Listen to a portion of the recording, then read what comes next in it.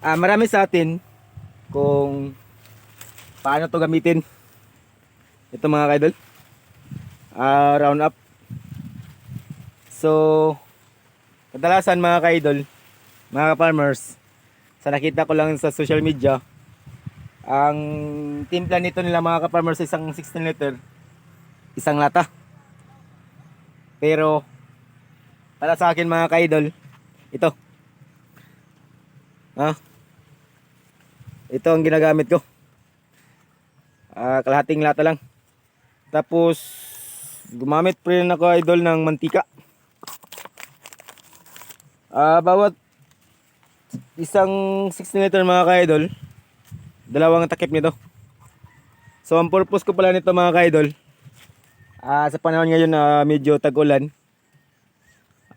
umulan paggabi, so gumamit ako ng ganito.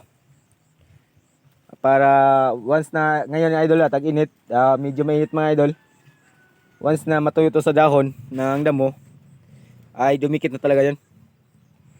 So kaya ganito ang ginagamit ko mga ka-idol, so panoorin nyo.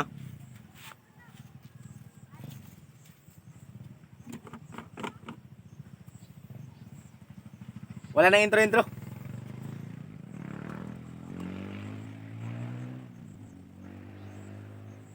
Ito, isang ganito lang.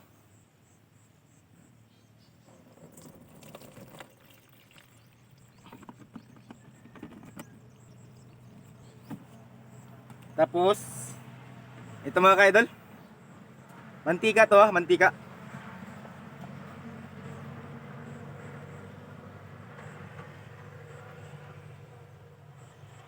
Dalawa lang mga ka-idol.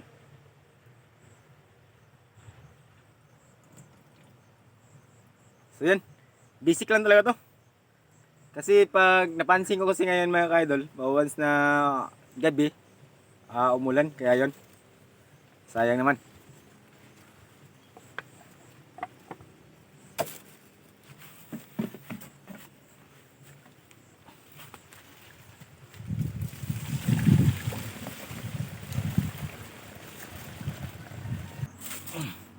So haluin lang natin to.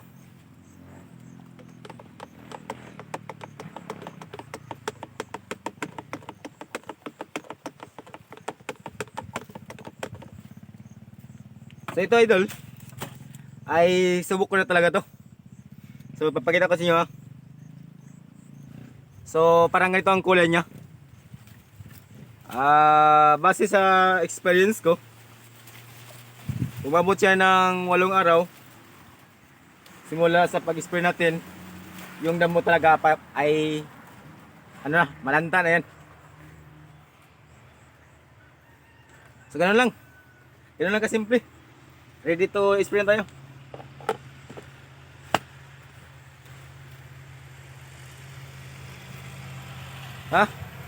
Ganito lang kasi, ganyan lang kasimple mga ka-idol.